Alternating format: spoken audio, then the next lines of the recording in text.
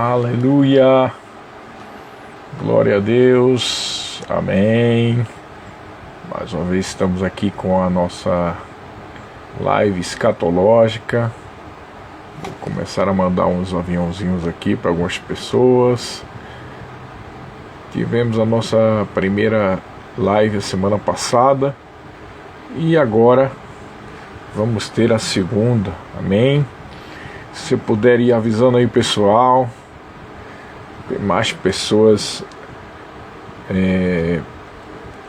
assistirem, né, a nossa live, amém. Glória a Deus. Aí a Suzana, eu acho que o Paulo deve estar aí também, né? Amém. Galdino, Eduardo. Temos aqui 7 pessoas. Vamos dar início à nossa live de escatologia, amém. Só mandar mais alguns aviãozinhos aqui. Glória a Deus. Amém. Amém. Glória a Deus. Amém. Aleluia. Nossa live de escatologia. Amém, irmãos. Então, eu já mandei alguns avisos. Vamos continuar, né? Na semana passada nós falamos sobre a questão dos sinais dos tempos, né? Fizemos uma live especificamente sobre isso, onde até eu falei que sobre a apostasia, né? E até falei que existem pontos de vistas diferenciados sobre a apostasia. Alguns pensam que a apostasia é referente à apostasia do mundo todo. Outros pensam que a apostasia é um afastamento de doutrina da igreja, e outros têm um ponto de vista que a apostasia significa o afastamento, e na verdade a palavra apostasia teria a ver com o arrebatamento da igreja, né? Eu já acreditei dessa forma. Você pode até pensar assim, mas como assim? E muda? É porque tem alguns pontos em escatologia, irmãos, que não são muito firmes, né? Não quer dizer que estão errados, mas que existem múltiplos pensamentos, né? Um deles é esse: o que significa a palavra apostasia? Enfim, a grande maioria dos estudiosos, né, grande parte, acredita que a apostasia tem a ver com um afastamento doutrinário, né?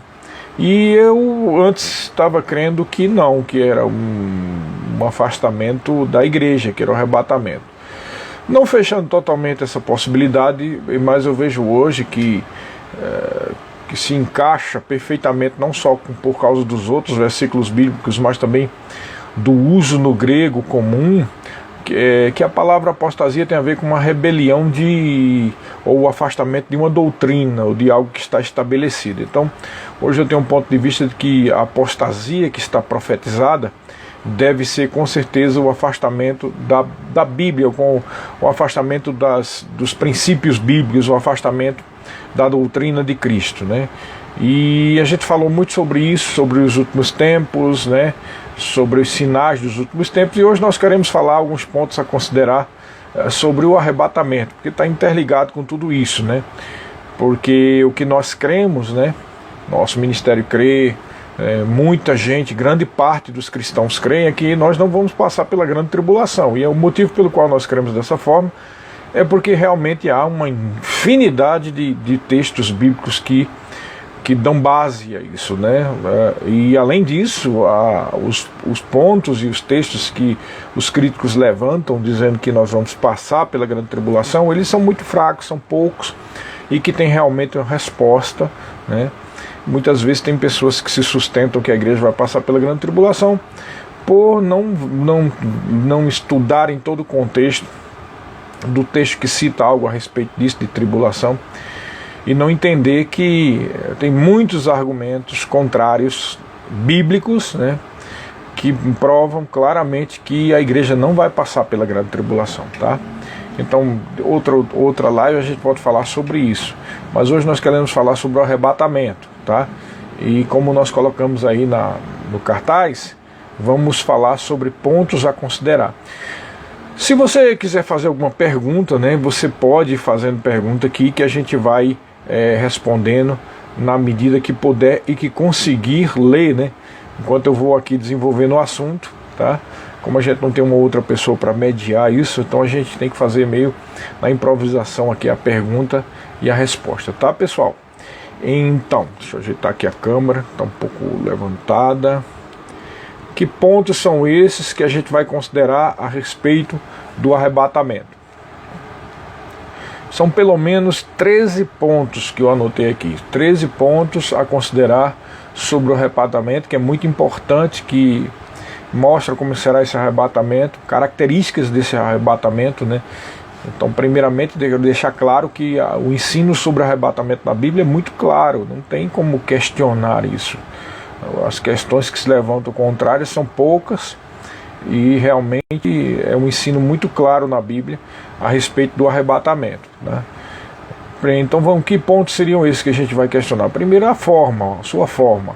Arrebatamento, né? Essa palavra arrebatamento ela é usada algumas vezes na Bíblia, mas o texto básico para a gente fincar as bases é o que está lá em 1 Tessalonicenses capítulo 4, versículo 17, que diz: depois nós, os vivos, os que ficarmos, seremos arrebatados juntamente com eles entre nuvens para o encontro do Senhor nos ares, e assim estaremos para sempre com o Senhor. Então aqui, arrebatamento vem dessa palavra aqui, arrebatado, que é a palavra grega harpazo.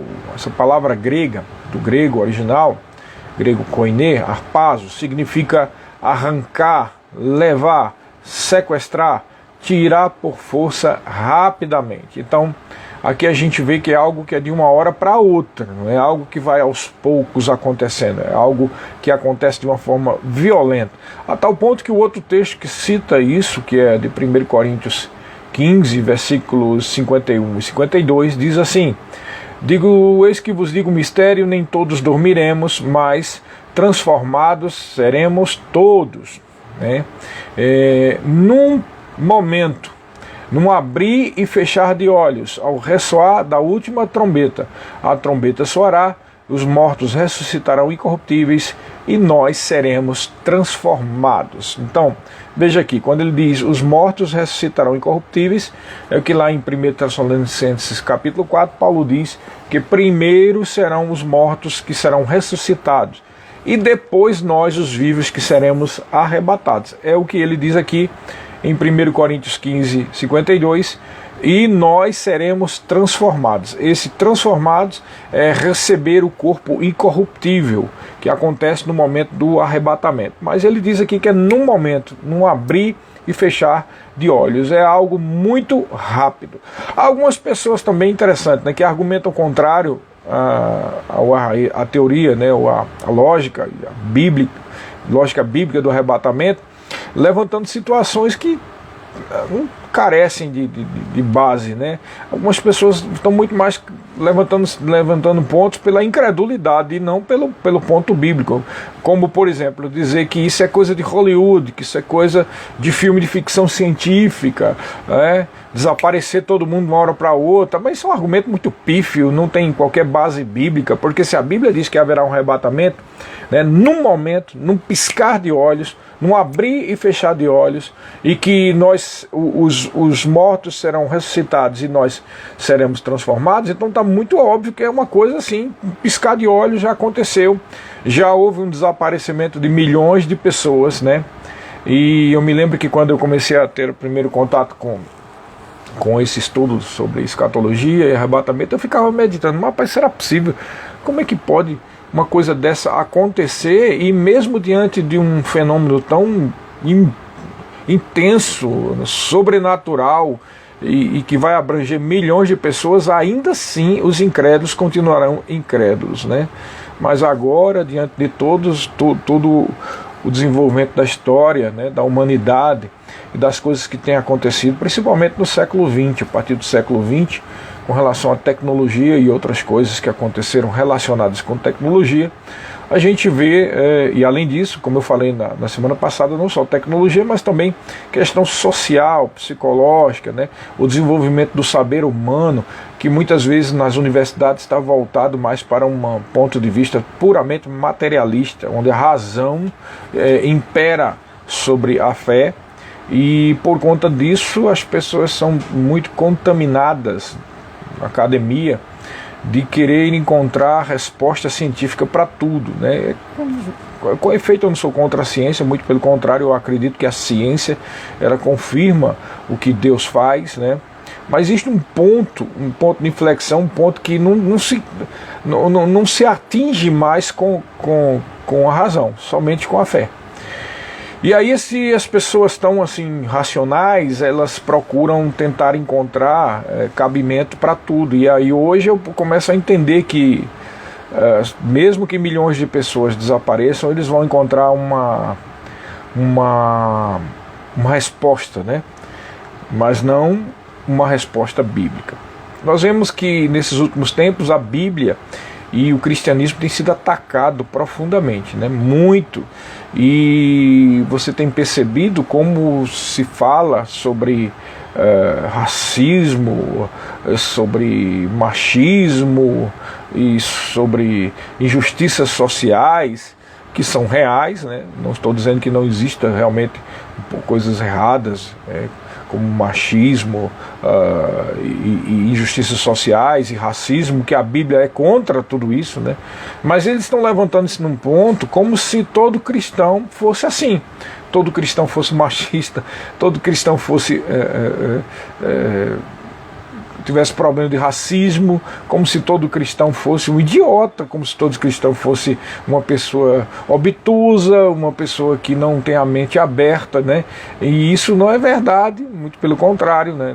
De forma nenhuma isso procede. O que acontece é que nós cristãos, nós cremos na palavra de Deus e cremos que ela é a palavra de Deus. Então, mesmo tendo a mente aberta para muitas coisas, mas essas outras coisas não podem ser contrárias à palavra de Deus. E o que eu estou querendo trazer com tudo isso? Isso tem feito com que a mentalidade mundana tivesse cada vez mais, fosse agora melhor dizendo, cada vez mais contrária aos valores bíblicos, né? Aos valores da família, e isso faz com que a ideia bíblica pareça uma lenda para eles, parece uma história da carochinha, parece algo de gente boba. Então quando houver o arrebatamento, eles não vão aceitar. Claro, vamos dizer que nada, isso não é Deus não que levou não, que é isso? Eles vão acreditar em qualquer outra coisa, irmão, até que foram os extraterrestres que levaram, né, para um outro planeta. É mais fácil eles acreditarem nisso, né? E isso com certeza será uma resposta bem aceita, né? Se a gente entende como é que é a mentalidade desse povo, é muito fácil de entender o que vai acontecer, né? Milhões de pessoas desaparecem, o anticristo vai surgir, né, dizendo que tem uma nova época, uma época de evolução na humanidade, e que alguma raça ou um conluio de raças extraterrestres que estão envolvidos no crescimento da humanidade pegaram esse monte de crente de mente idiota e obtusa e levaram para um outro planeta para eles sofrerem lá bem muito, para que esse planeta Terra aqui possa crescer e evoluir com inteligência, né, voltado para o racionalismo com a ciência. É quase certo, irmãos, que vai ser isso, porque eu ficava sem entender como é que depois de milhões de pessoas desaparecerem de uma hora para outra, ainda continuariam sendo incrédulos, e a Bíblia dá a entender que à medida que vai caindo os juízos, eles começam a blasfemar mais contra Deus, né? Eu sou da seguinte opinião, aí é uma opinião particular minha, porque escatologia tem isso, tem coisas que estão claramente na Bíblia, né? Mas tem coisas que você tem a seu ponto de vista pessoal, alguém pode dizer aí, mas eu vou ficar só com a Bíblia. Eu também fico só com a Bíblia, mas às vezes tem coisas que não tem muita explicação, e às vezes se você tiver uma mente científica como a minha, eu não sou cientista, mas eu tenho uma mente científica. O que é que significa? Eu não me conformo com algo sem ter uma resposta, né? Tem que ter uma resposta. Então isso é claro de uma mente científica. Então mesmo quando eu não vejo uma resposta na Bíblia, eu procuro meditar para ver alguma lógica segundo os princípios bíblicos. Você entendeu? Então isso não é lei, isso não é Bíblia, ninguém tem que crer, mas eu tenho um ponto de vista pessoal, tá? E o meu ponto de vista pessoal é que realmente eles vão inventar desculpas, né? Ainda mais que o espírito do anticristo já está aí, já tem preparado tudo isso, trazendo esse ódio contra os cristãos. Isso é tipicamente um sinal, né, dos últimos tempos, como eu falei na semana passada. O arrebatamento, olha só, ele é iminente, ou seja, ninguém tem sinal que prove que o arrebatamento vai ser amanhã, depois de amanhã, ou daqui a um mês, ou daqui a um ano. Ele é iminente, ele não tem sinais.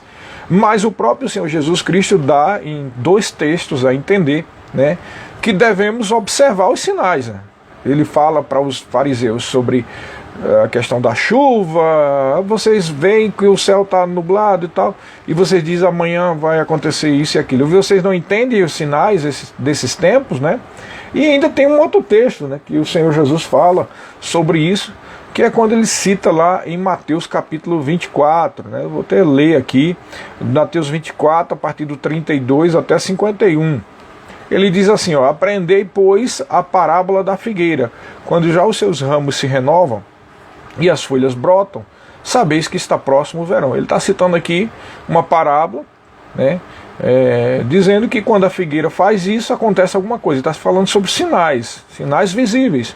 Aí ele diz no 33, assim também vós, quando virdes todas essas coisas, sabei que está próximo, está a portas. Em verdade vos digo que não passará essa geração sem que tudo isso aconteça. Passará o céu e a terra, porém as minhas palavras não passarão. Mas a respeito daquele dia e hora, ninguém sabe, nem os anjos do céu, nem o Filho, senão o Pai. Você está entendendo o que o Senhor Jesus deixou claro aqui? Foi Jesus, não foi nenhum dos apóstolos, foi Jesus. Você deve observar os sinais que provam que algo vai acontecer, mas o dia e a hora ninguém sabe. Entendeu? Então, o arrebatamento é iminente. Ele vai acontecer a qualquer momento, não tem como saber o dia e a hora, mas com certeza há sinais, né, que mostram que está próximo, né? E aí ele continua dizendo aqui, olha, mas a respeito daquele dia e hora, aí no 37 ele diz assim: pois assim como foi nos dias de Noé, também será a vida do Filho do Homem. Então, uma dica para você sobre os sinais dos últimos tempos é observar como é que foi na época de Noé. É muito interessante isso, está lá em Gênesis, onde Noé pregava e o povo era incrédulo, né?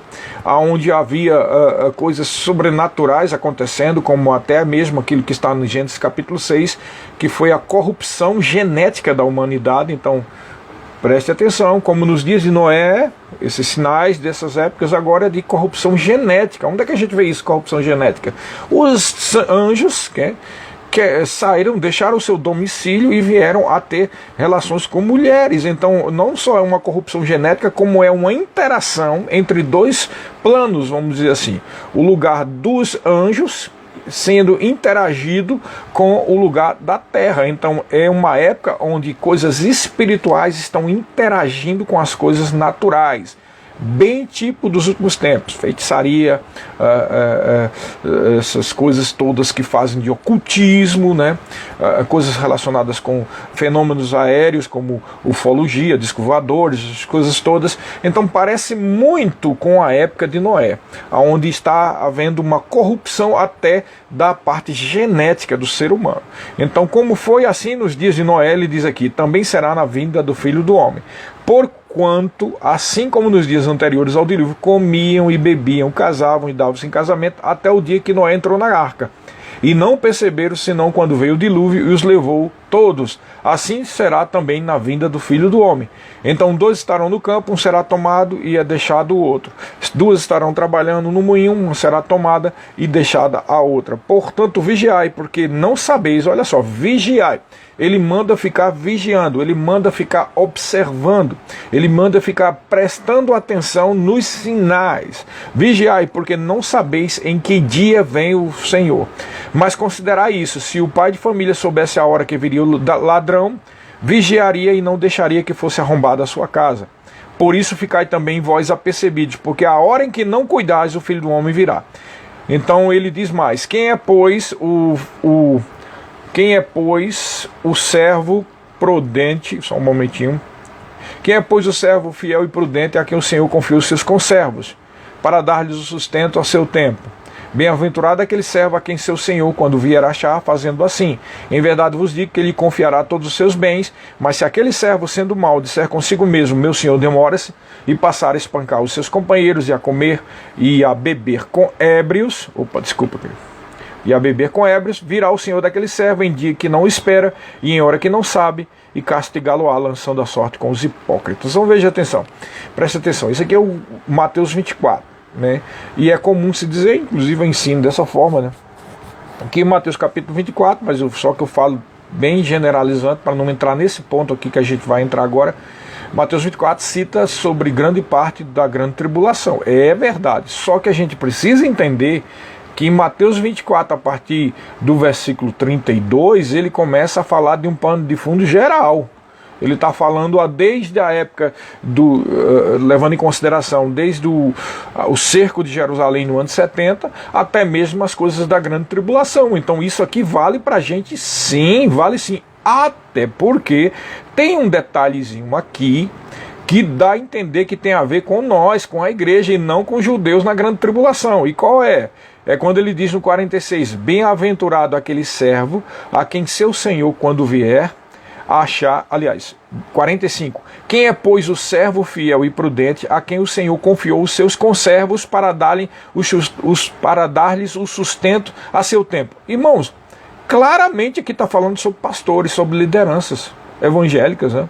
Ele está dizendo, olha, quem é, pois, o servo fiel e prudente, aí todos nós estamos juntos, mas ele diz assim, a quem o Senhor confiou os seus conservos, ou seja, é alguém relacionado com 5 dons ministeriais. Porque os conservos são junto com os servos. Está falando de todo mundo da igreja aqui, mas tem um povo ou algumas pessoas que estão liderando. E diz mais, para dar-lhes o sustento a seu tempo. Claramente uma menção ao ensino e à pregação da palavra. Ele está dizendo vamos traduzir aqui para agora, quem são as lideranças, pastores e tudo mais, a quem o Senhor confiou as ovelhas, os demais irmãos, para dar a palavra, o sustento a seu tempo. Bem-aventurado aquele servo a quem o seu Senhor, quando vier, achar fazendo assim. Claramente uma advertência a respeito da fidelidade ministerial. Isso aqui não cabe no contexto judaico da grande tribulação. Então, eu te digo, a partir do versículo 32, é um aviso sobre sinais que o Senhor Jesus está dizendo de uma forma geral, até porque não tem sentido isso aqui na grande tribulação, sendo que a grande tribulação tem começo, meio e fim. Tem o início, tem o meio, os 3 anos e meio, e o fim. Ele tem que durar 7 anos, então não tem cabimento isso aqui. Na hora que você não cuidar, o Senhor vem. É claro que essa advertência sobre vir como um ladrão e na hora que não cuidar, está falando claramente sobre arrebatamento e não sobre a segunda vinda. Então é preciso entender que parte do capítulo 24 está falando para a gente, tá? E está falando sobre sinais que nós devemos observar, tá?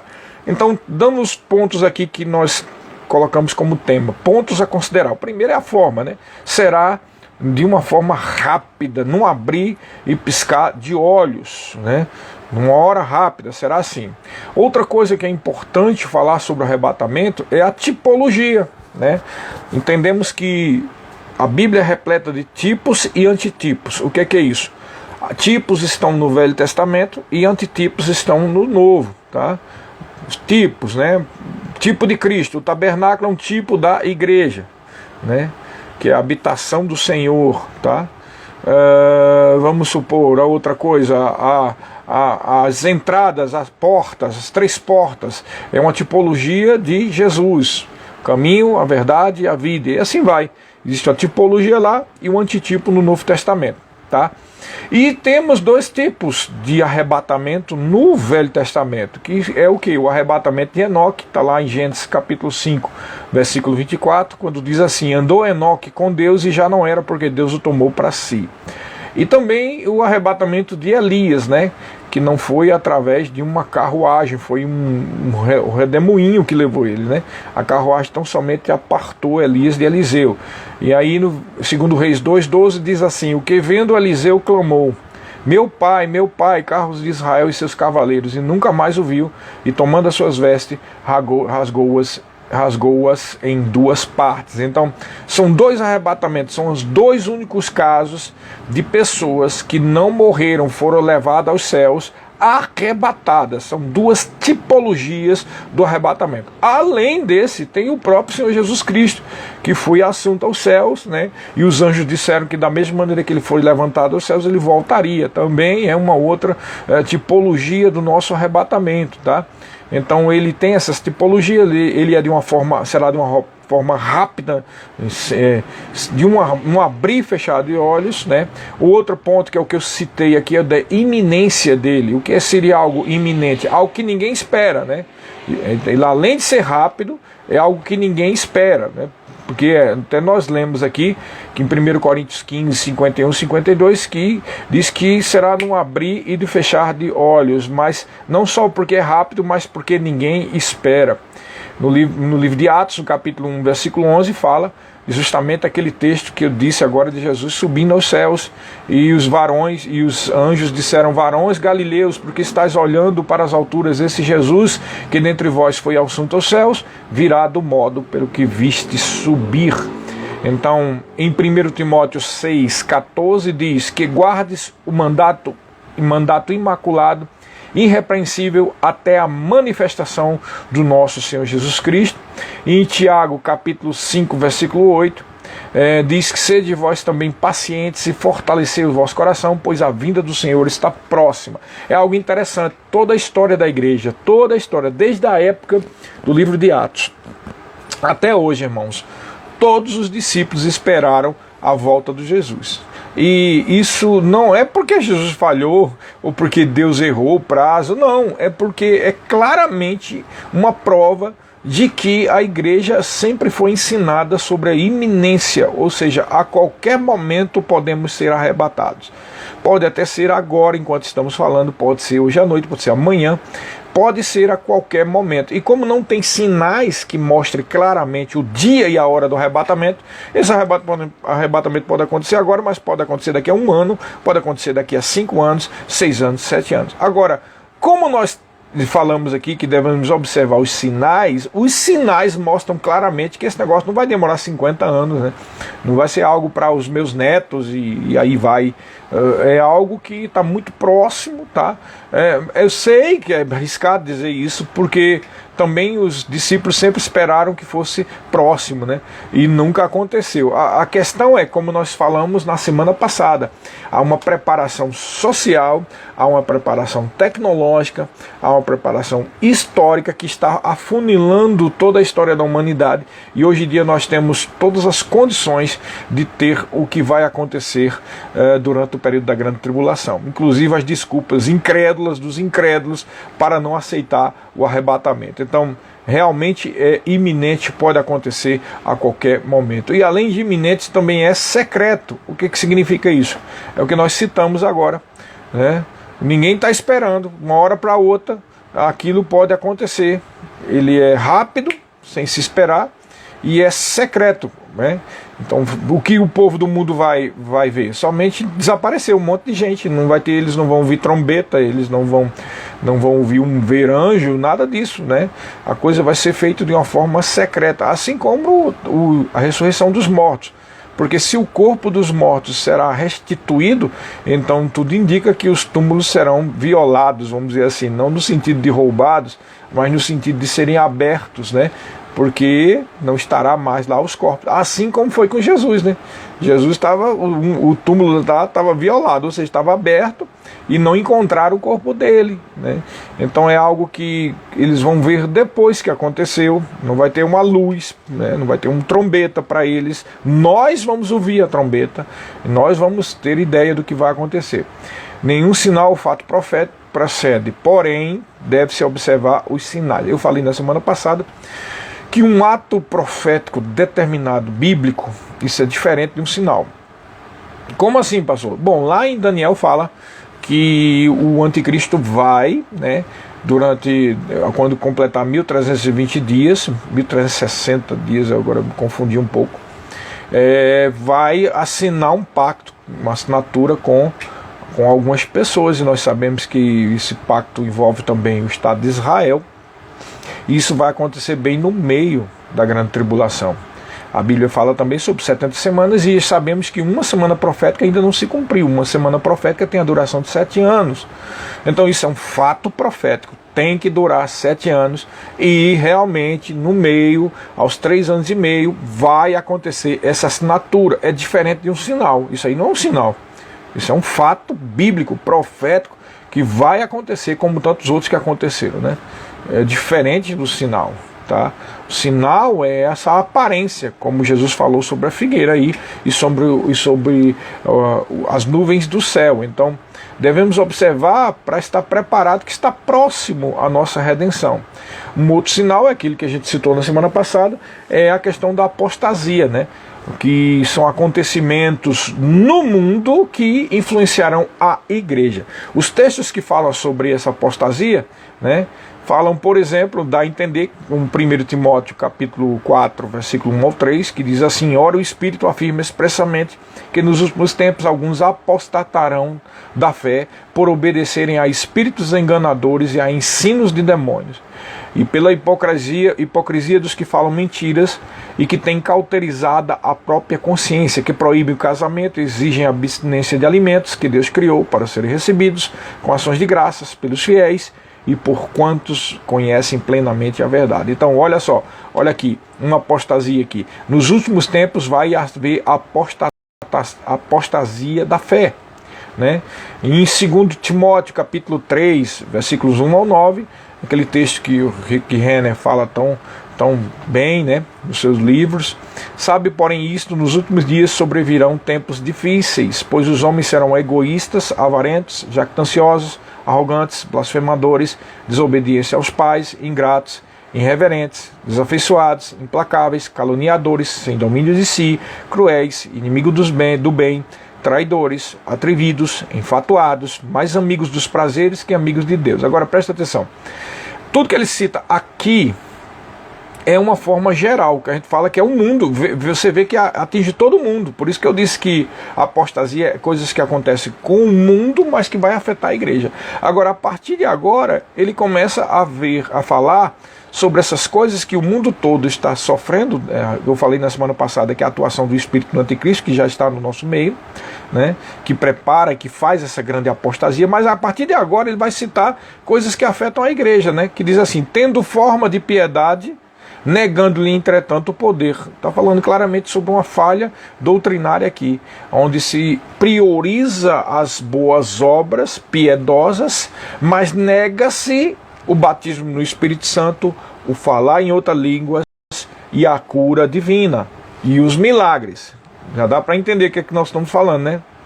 Então ele está dizendo, tem forma de piedade, ou seja, parecem pessoas que estão sendo influenciadas pelo Espírito do Anticristo, parece que são de Deus, porque vivem de uma forma pia, ou seja, direitinho, calmo, tranquilo, abençoa os pobres, faz isso, aquilo, outro, nada errado nisso, está correto. Mas ele está dizendo que tem a forma de piedade, não é a piedade correta, tem forma. Mas nega-lhe, entretanto, o poder. O poder de quem? O poder de Deus. Ora, milagres, sinais, maravilhas, cura, batismo do Espírito Santo, falar em outras línguas. Eles negam isso. Isso é claramente uma atuação do Espírito do Anticristo na igreja, né? Ele diz mais aqui, foge também disso. Ele não diz tem amizade, ele foge. Pois entre eles se encontram os que penetram sorrateiramente nas casas e conseguem cativar mulherzinhas sobrecarregadas de pecados, conduzidas de várias paixões, que aprendem sempre e jamais podem chegar ao conhecimento da verdade. Bom, ele está falando de uma situação que acontecia lá, mas que mostra uma certa tendência de pessoas que têm forma de piedade, mas negam o poder. Essas pessoas não têm profundidade, essas pessoas não têm raízes, e por não ter raízes se envolvem com sensualidade e com coisas que não convém, como é o caso aqui, que já estava acontecendo ali na igreja primitiva. E aí ele diz no versículo 8 e 9, e de modo porque Janes e Jambres resistiram a Moisés, ou seja, da mesma forma que esses dois sacerdotes egípcios resistiram a Moisés. Como foi que eles resistiram? Moisés mostrou lá a vara que se transformou numa serpente. O que foi que eles fizeram? Em vez de se admirar com aquilo, eles tiveram aquela atitude arrogante. Isso é bobagem, isso é um truque, né? Nós sabemos fazer truque também, não é verdade? E olha aqui como é que faz. Então, da mesma forma, essas pessoas que são contrárias ao poder do Espírito Santo vão sempre dizer: isso aí é tolice, isso é poder da mente, né? Isso é sugestão, isso é manipulação, isso é emocionalismo. Não parece muito com coisas que a gente já ouviu falar, não é verdade? Do modo, da mesma forma que Janes e Jambres resistiram a Moisés, também esses resistem à verdade. A verdade é, irmãos, existe batismo no Espírito Santo. Quem for contra o batismo do Espírito Santo está resistindo a Deus. Tá? Existe cura, sim. Quem ficar inventando desculpa, dizendo que é poder da mente e tudo mais, está indo contra Deus, porque isto é uma forma de piedade, mas nega, entretanto, o poder. Esses resistem, são homens de todos corrompidos na mente, réprobos quanto à fé, ou seja, eles estão falhando com relação à fé. Não adianta dizer que é do Senhor e tudo mais, quando resiste ao poder, nega o poder do Espírito Santo, é algo terrível, mas com certeza eles têm um Senhor e eles vão prestar contas ao Senhor deles, tá? E no 9 ele termina dizendo assim: eles todavia não irão avante, porque a sua insensatez será a todos evidente. Como é que vai ser evidente essa insensatez? À medida que o tempo se aproxima, né, que a apostasia vai aumentando, as pessoas vão ficando, quem é imundo vai ficando cada vez mais imundo, e quem é puro vai ficando cada vez puro. Então, veja bem, ele termina dizendo como aconteceu também com aqueles, tá? E no versículo, no 2 Timóteo 4, 3, 4, nós estamos falando aqui sobre, apesar de que o arrebatamento vem como um ladrão escondido, né? Mas existem sinais que provam que está próximo.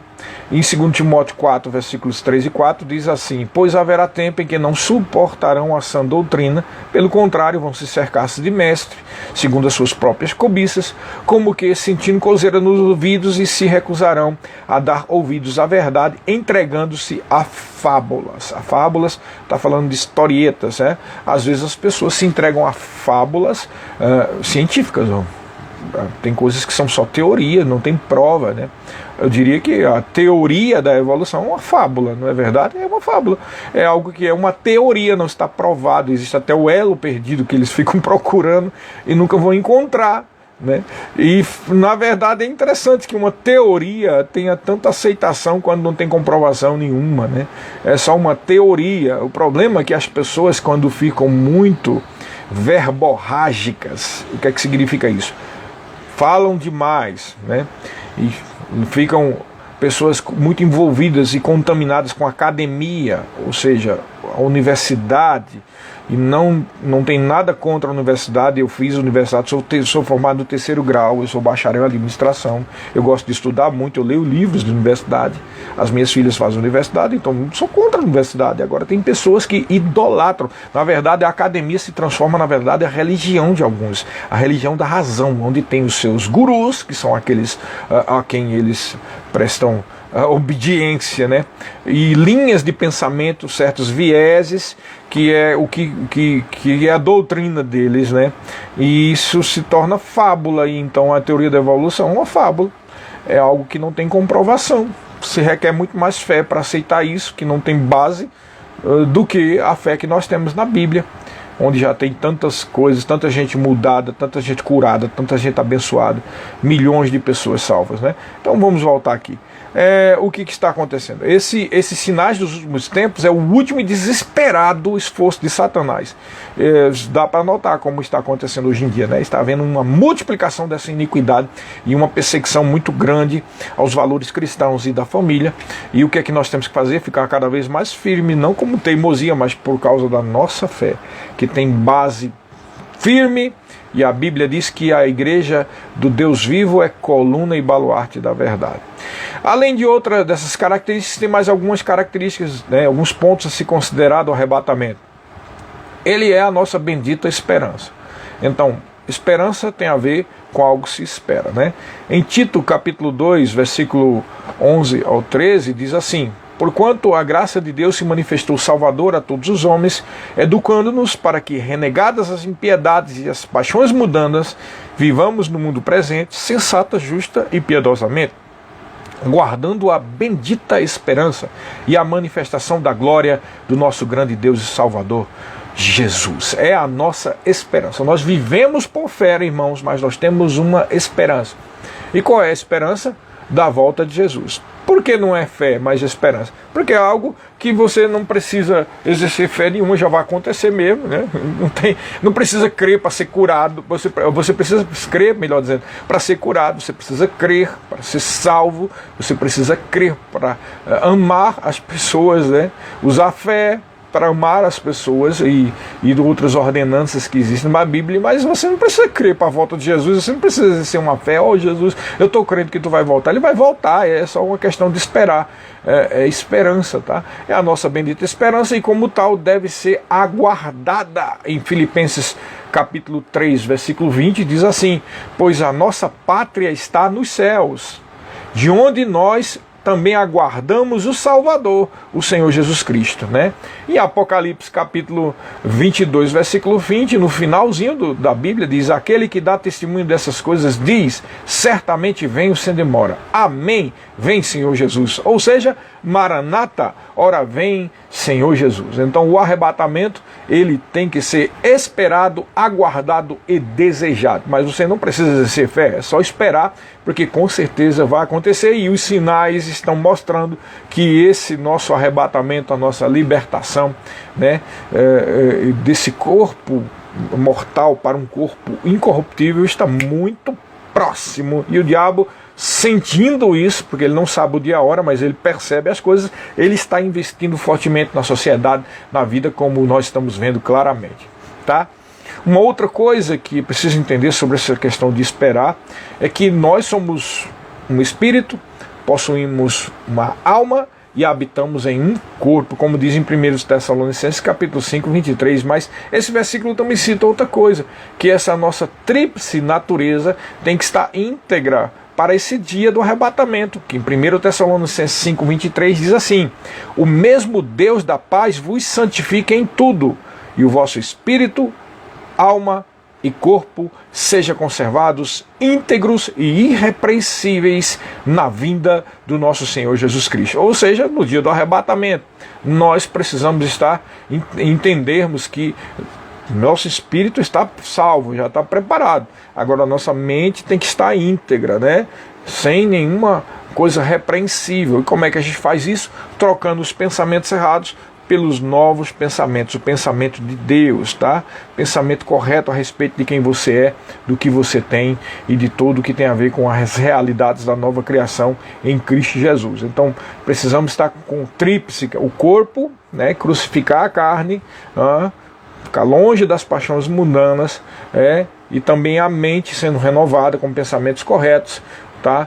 Tríplice, espírito, alma e corpo íntegro para o dia do arrebatamento, onde nós estamos esperando e aguardando. Maranata, vem Senhor Jesus Cristo. Outra coisa a respeito do arrebatamento e ressurreição é que só envolve a igreja, sim, não envolve os santos do Velho Testamento, tá? As pessoas às vezes confundem. Mas Samuel vai para o céu, ele já está no céu, né? E ele vai ser ressuscitado? Vai sim. Tá? Aí Davi está no céu, mas ele não será ressuscitado? Será ressuscitado, mas tanto Samuel como Davi não serão ressuscitados. Elias e tudo. Elias já está lá com o corpo e tudo, né?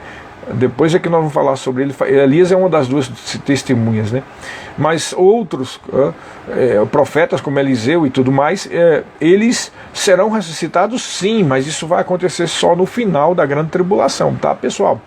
Porque tanto Elias como Samuel, todos eles eram do povo de Israel ou ligados aos patriarcas, então eles fazem parte do povo antes da nova aliança. Todos eles vão ser ressuscitados quando o período das 70 semanas se cumprirem para Israel. Tá? Então, não estão envolvidos. O arrebatamento envolve somente a igreja.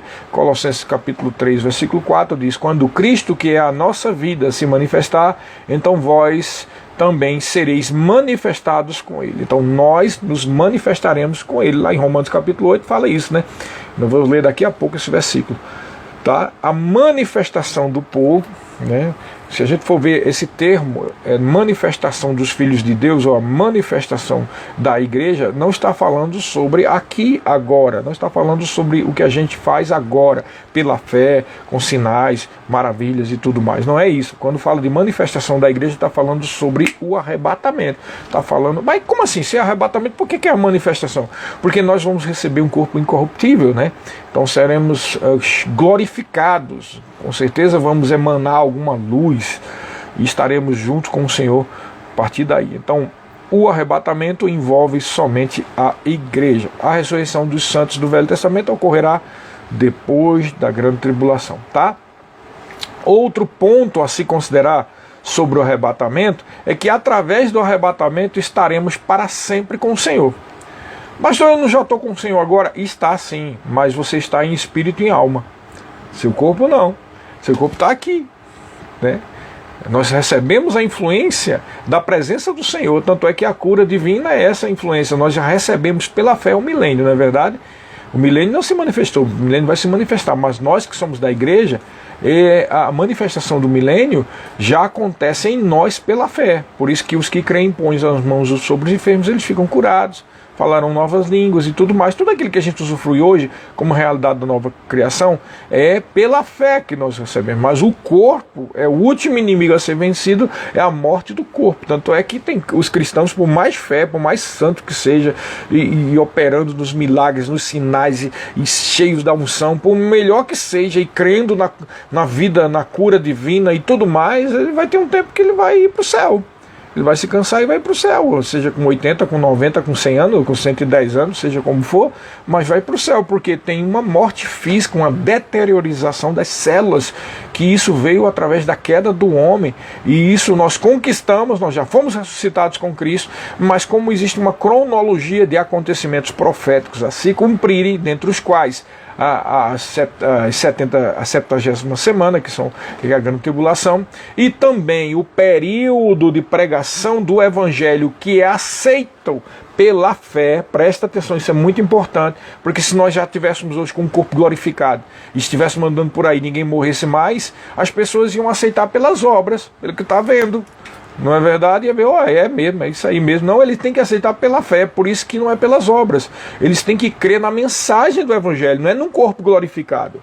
Está entendendo? Embora há sinais e maravilhas que chamam a atenção dos incrédulos, mas você pode ver que não está acontecendo em todo momento. E muitas vezes é preciso um evangelista ir lá no meio do povão para acontecer isso, né? E ensinado para que tal coisa aconteça, mas não vive acontecendo a toda esquina por aí.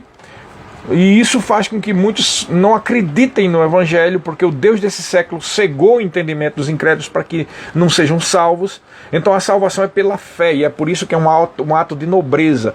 Quem recebe Jesus como Senhor e Salvador pela fé, esse é salvo e é considerado nobre, de estirpe nobre, sangue azul do Rei dos Reis, porque é alguém que faz isso pela fé e não pela razão ou porque está vendo. Amém? Então é preciso entender que nós estaremos para sempre com o Senhor através do arrebatamento, ligados a Ele. Sim, o corpo só vai ser ressuscitado depois ou glorificado, e estaremos não só em espírito e alma, mas também com o próprio corpo. A pessoa é arrebatada, ou se já tiver morrido, é ressuscitada para estar com o Senhor.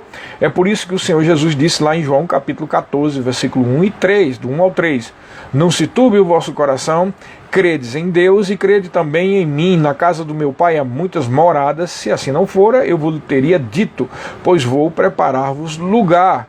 E quando eu for e vos preparar lugar, voltarei e vos receberei para mim mesmo, para que onde eu estou, estejais vós também. Olha o que ele está falando do arrebatamento.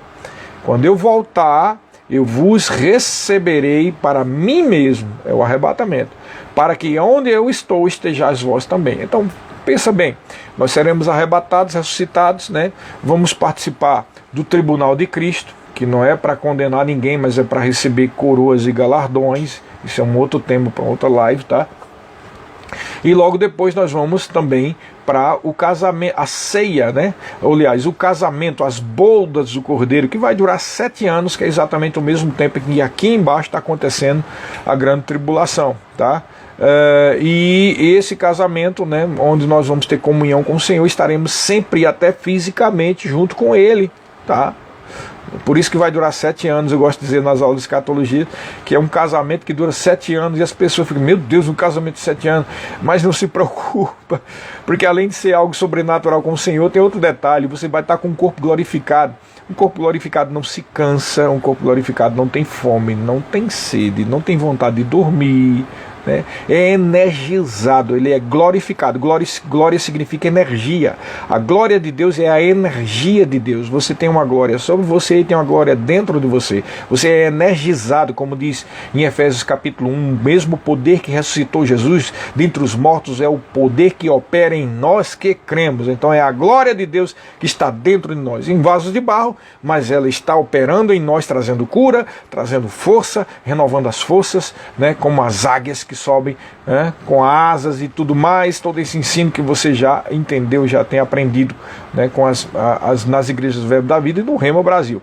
Então, olha só, sim, tudo bem, mas o corpo glorificado, ele não se cansa. Então você vai passar 7 anos lá em pé ou sentado, sei lá.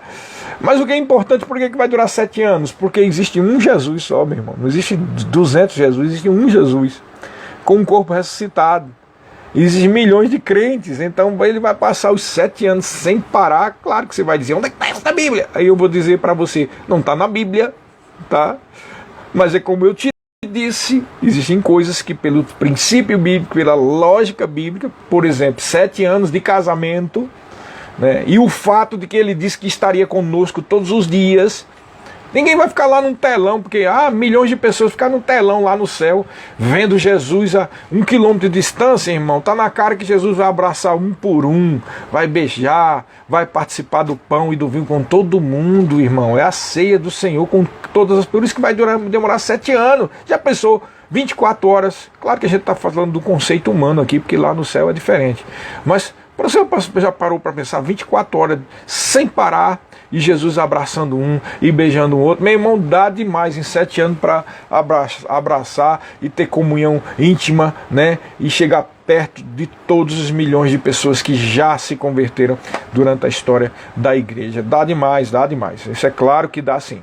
Então, estaremos para sempre com o Senhor. Em 1 Tessalonicenses capítulo 4, versículo 17, também diz: depois nós, os vivos, os que ficarmos, seremos arrebatados juntamente com eles entre as nuvens para o encontro do Senhor nos ares, e assim estaremos para sempre com o Senhor. Repete mais uma vez. Jesus falou que a gente estaria com ele, e agora Paulo fala que nós estaremos para sempre com o Senhor. Outro ponto para se considerar sobre o arrebatamento é que, além de nós que estamos aguardando o arrebatamento, a própria criação de Deus espera ardentemente o arrebatamento dos crentes. É aquele texto que eu te falei, que é citado em Romanos capítulo 8, que diz assim, a partir do versículo 19: a ardente expectativa da criação aguarda a revelação dos filhos de Deus, pois a criação está sujeita à vaidade, não voluntariamente, mas por causa daquele que a sujeitou, na esperança de que a própria criação será redimida do cativeiro da corrupção para a liberdade da glória dos filhos de Deus. Porque sabemos que toda a criação, a um só tempo, geme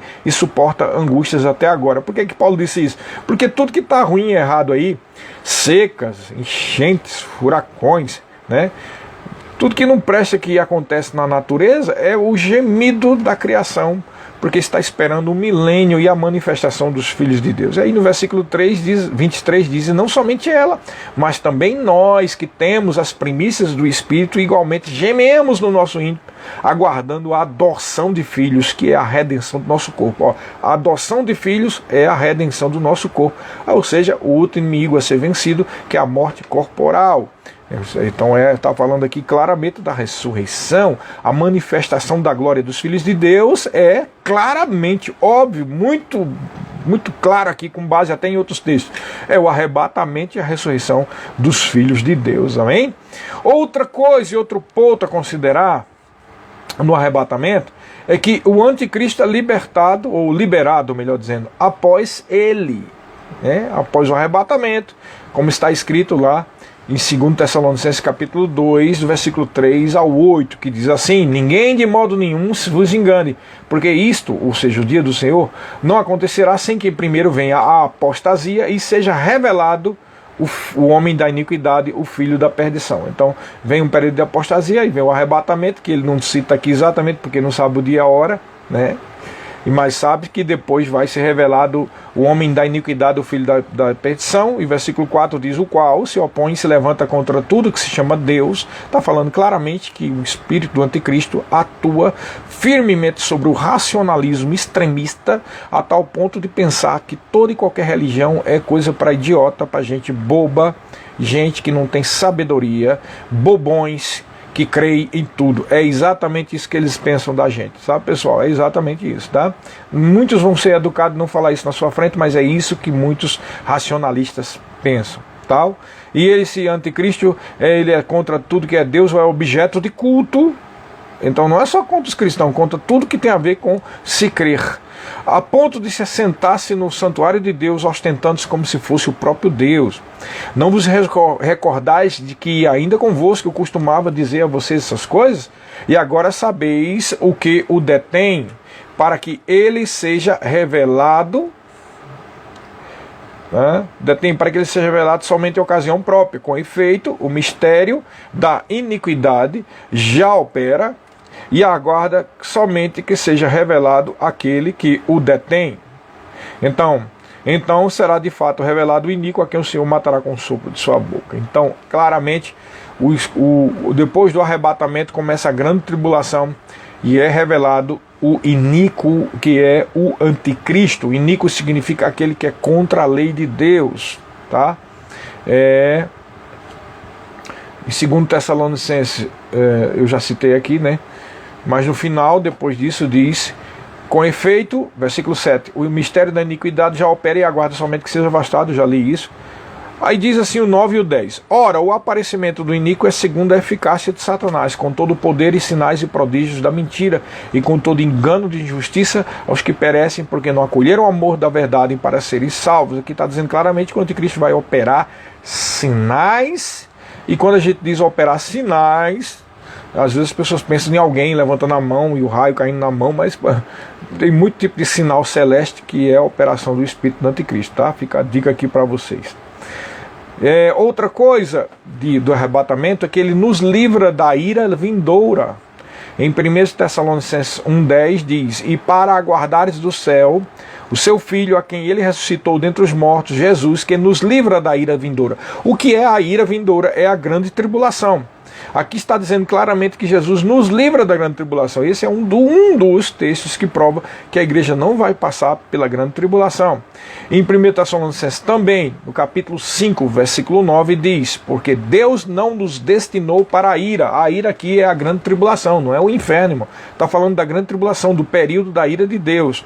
Mas para alcançar a salvação mediante o Senhor Jesus Cristo. Além disso, tem uma promessa de Jesus lá em Apocalipse, no capítulo 3, versículo 10, que isso é muito importante, é um texto que é básico, basilar, sobre essa questão de que a igreja não vai passar pela grande tribulação. Apocalipse 3:10, uma das cartas às igrejas que ele está falando lá, tem um que diz assim: porque guardaste a palavra da minha esperança, também eu te guardarei da hora da provação. A hora da aprovação é a ira de Deus, irmão. Da hora da aprovação que há de vir sobre o mundo inteiro para experimentar os que habitam sobre a terra. O que é interessante é que essa expressão guardarei da hora é uma partículazinha em grego, que é a palavra ek. Ek significa fora de, né? Não é protegido de, é fora. Ek significa sempre fora, longe.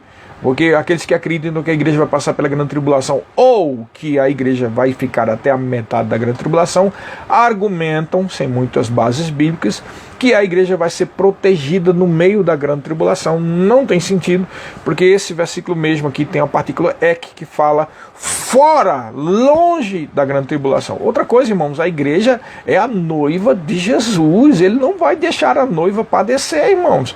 Ele vai pegar a noiva para o casamento, que vai durar 7 anos. E aí começa a grande tribulação aqui embaixo.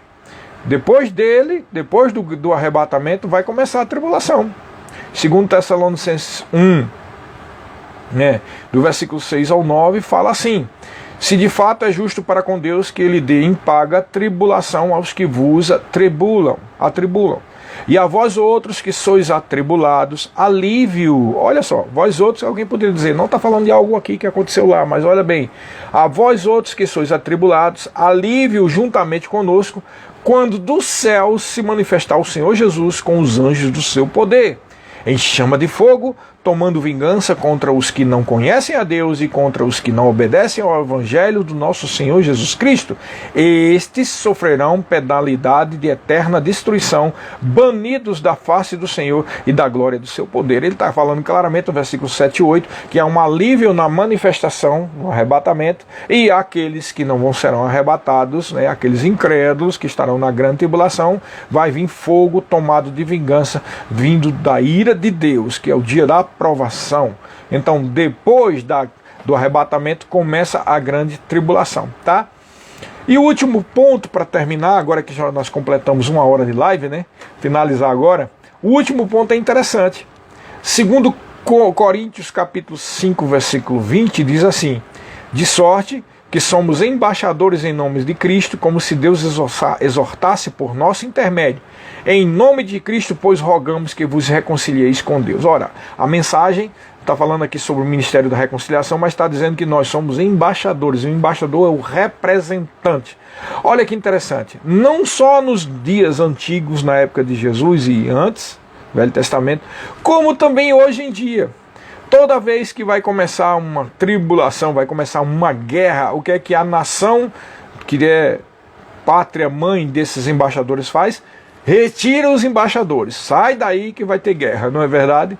Da mesma maneira, nós somos embaixadores do reino de Deus. Antes de começar essa grande tribulação, nós como embaixadores seremos retirados. Amém? Eu creio que a gente falou muita coisa aqui, né? Deu 1 hora já de live, com pontos a considerar sobre o arrebatamento, tá? Eu não consegui olhar se você fez pergunta, tá? Porque eu estava realmente imbuído aqui da mensagem. E deixa eu ver aqui só para finalizar se alguém fez mais alguma. Não, ninguém fez pergunta, mas se você quiser depois pode até fazer pergunta na próxima live a respeito desse assunto, tá bom, pessoal? Então é isso aí, espero que você tenha gostado e fica cada vez mais firme. Maranata, vem Senhor Jesus, o dia se aproxima, tudo mostra que está muito próximo o dia do nosso arrebatamento, amém? Maranata, ora vem Senhor Jesus, sejam abençoados.